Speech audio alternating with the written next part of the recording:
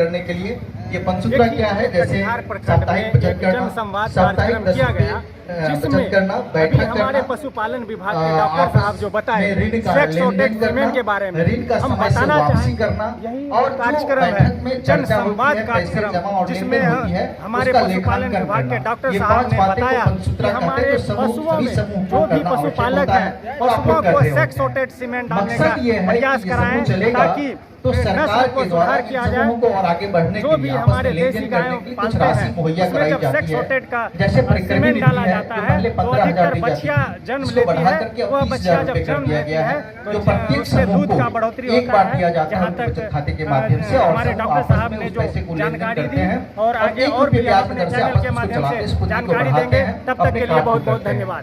दूसरी राशि सरकार के द्वारा दी जाती है वो है आरंभिक पूंजीकरण निधि। अब हम अनुरोध करेंगे, आप लोग बैठेंगे, कृपया बैठ जाएं।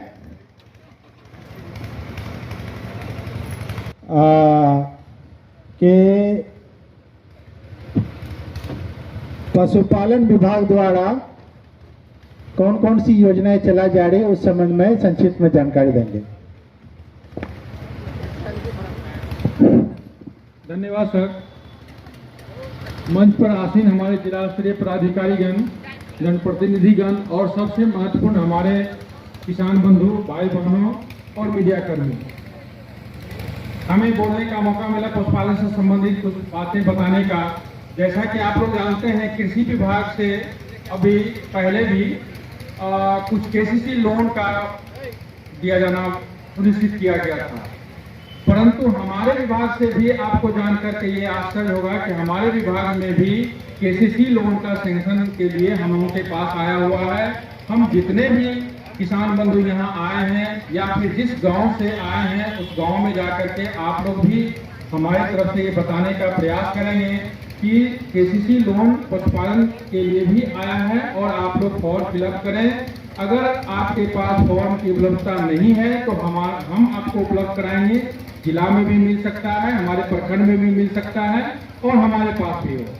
आप जब भी कभी हमें याद करेंगे तो हम जरूर आपको फॉर्म उपलब्ध कराएंगे और हम उम्मीद करते हैं कि आप जरूर इसको फॉर्म फिलअप करें, क्योंकि ये बहुत अच्छी योजना है और इसे आपका बहुत लाभ मिलेगा।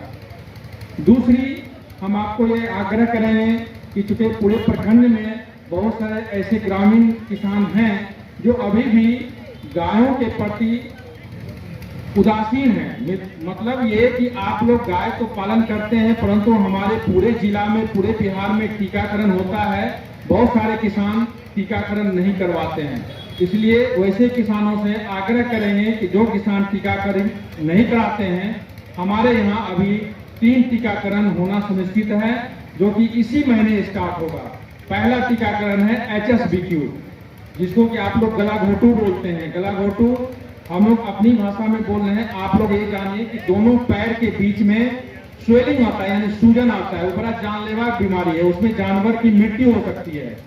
अतः उस बीमारी से बचने के लिए HSBQ नामक टीकाकरण किया जाता है। हम आग्रह करेंगे कि हो सकता है कि वैक्सीन आ चुका है, जिला में वैक्सीन उपलब्ध है, परंतु हम लोगों को सचिवालय से डेट नहीं अनाउंस किया गया है, जिससे कि हम आपको टीकाकरण स्टार्ट कर सकें आपके प्रखंड में। जैसे ही डेट आएगा, तारीख वहां से दिया जाएगा, हम लोग स्टार्ट करेंगे।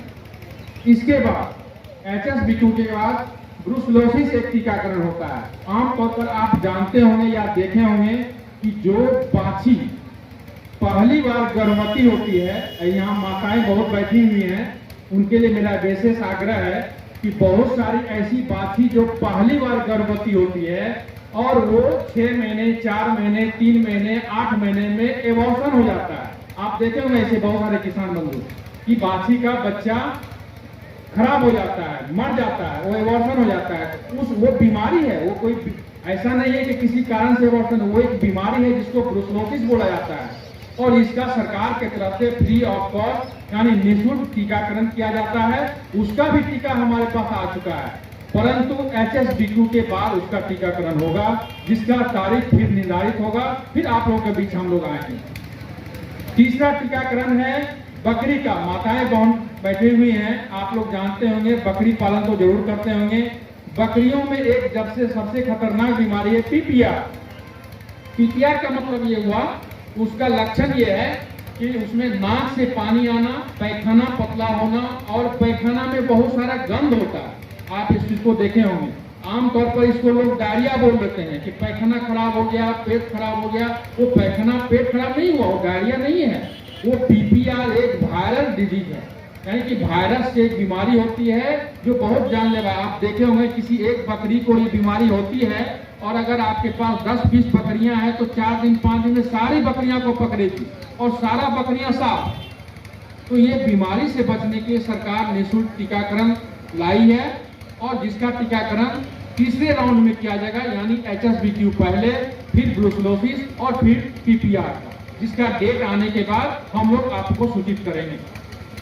लेकिन आप लोगों से हाथ जोड़कर निवेदन है कि ये टीकाकरण जरूर करवाएं, क्योंकि बहुत अच्छा है। लोगों का आमतौर पर धारणा है, हम लोग जो क्षेत्र में जाते हैं तो कहते हैं कि सरकारी दवाई है, ये काम नहीं करेगा। नहीं, ऐसी बात नहीं है।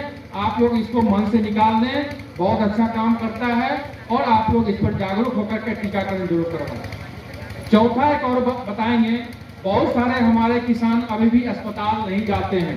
अस्पताल में दवाइयाँ अवेलेबल हैं, जैसे वर्म का दवाई, कुछ भूख की दवाई अवेलेबल रहने के बावजूद भी आप लोग नहीं आते हैं। हम आप लोगों से आग्रह करेंगे कि नजदीक का पशु चिकित्सालय में जरूर आप जाएं और वहां से दवाई प्राप्त करें जो आपके जानवर के लायक उपयोगी है और आप इसका लाभ उठाएं।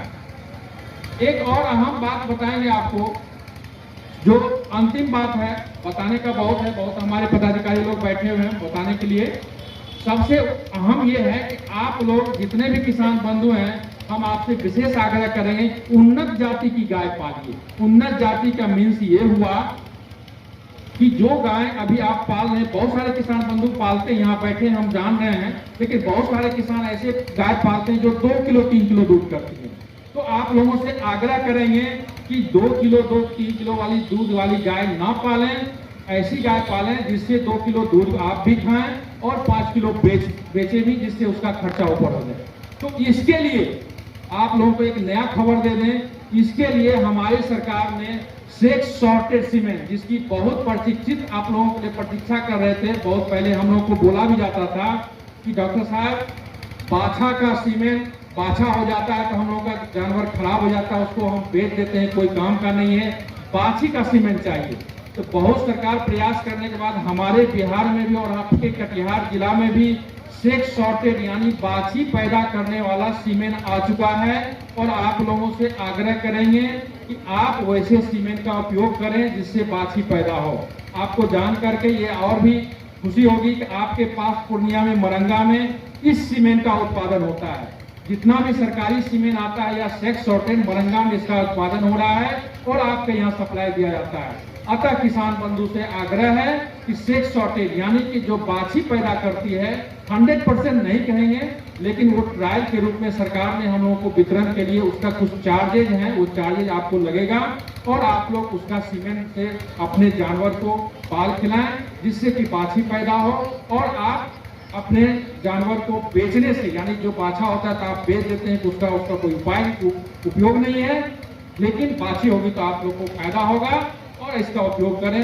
आने वाले समय में और भी योजनाएं आएंगी, हम उसका जानकारी देंगे। इसी के साथ हम अपनी विराम करते हैं। धन्यवाद। बेटी थे, बेटी भी इंटर में एडमिशन कराए हैं, बेटा भी इंटर में, छोटा वाला बेटा 8 क्लास में पढ़ रहा है, बढ़िया से सब चीज कर रहे हैं। आपके पास कितना गाय है? एक गाय है। एक गाय। बकरी भी है? बकरी है 2। जीविका तरफ से कितना बकरी मिला है? बकरी ने दुकान मिला था जीविका तरफ। अच्छा, बकरी भी पालते हैं? बकरी भी पालते हैं, गाय भी है, गाय खरीद के लाए हैं 30,000। कै गो बकरी है? बकरी 2 है, खस्सी का बेच। आपके पास दीदी कितना बकरी है? गाय पालते हैं? अच्छा, चलिए, बहुत बहुत। और मेरा लड़का दादा के पास पानी देने के लिए गया था और उसके सर पे ही डेड वोट के ही हो गया मेरे का। उसी कारण से हम अपने बच्चे की बीए में एडमिशन लड़की का नहीं कर पाए। तो इंटर पास हो गई तो बीए में एडमिशन ली, तो एडमिशन अप्लाई किए होंगे, आप किए थे कि नहीं किए थे? तो नहीं किए हैं दीदी, तो दो तरीका है। अगर बच्ची आपकी आगे पढ़ेगी, अगली बार एडमिशन दिलाइए महिला कॉलेज, या अगर इंटरेस्टेड ज़्यादा है, कौन सा इंटर किससे किया है, किस सब्जेक्ट से? ठीक है, उनको एक बार मेरे यहाँ भेज दीजिएगा। अगर वो GNM का कोर्स करेंगी, कर सकती है, तो उसके लिए भी हम लोग 4 लाख रुपए तक देंगे। अगर नहीं तो सिंपल BA में भी एडमिशन लेगी तो उसको हम लोग 2 लाख रुपए पढ़ने के लिए देंगे, चाहे वो किसी कॉलेज में, DS कॉलेज में हो, चवरिया कॉलेज में हो, या फिर कटिहार में पढ़े, कटिहार से बाहर पढ़े। अगर वो GNM वगैरह का कोर्स या BSc नर्सिंग वगैरह जिसके लिए वो एलिजिबल है, तो 4 लाख, 2 लाख से 4 लाख रुपए तक की राशि हम लोग देंगे। पढ़ाई पूरी करेगी, कमाएगी तो वापस करना, नहीं तो नहीं करना। सरकार जी जैसा हमारे बता रहे थे, उसको बताते रहना कि हम पढ़ लिए, नौकरी नहीं मिली, हमें रोजगार नहीं मिल पा रहा, पैसा नहीं दे पाएंगे, सरकार आपसे पैसा मांगेगी। ये इस तरह का योजना है दीदी। हम लोग, हमारा DRC DPM जीविका DPM साहब भी है, आपकी BPM मैडम है, इनको लेके भेजिएगा हमारे यहाँ। हम लोग इनको जो हो सकता है वो, अगर नहीं पढ़ेगी इंटर के बाद, ऐसा भी हो सकता है, तो हम लोग इसको 1000 रुपया महीना वाला जो है स्वयं सहायता भत्ता वो देंगे। लेकिन मैं चाहूँगा कि अगर आपकी बेटी इंटर पास की है तो उसको आप आगे जरूर पढ़ाइए, अच्छा कोर्स कराइए, टेक्निकल कोर्स कराइए, 4 लाख रुपए तक की लीजिए, पढ़ाइए, उसको अच्छी तालीम दीजिए। जी दीदी। मेरी लड़की का कहना सोच है कि मम्मी शादी ब्याह लास्ट डिसीजन है, और हम पढ़ लिख के जीवन में अपना पैर खड़ा होकर शादी कर सकते हैं, लेकिन अभी हम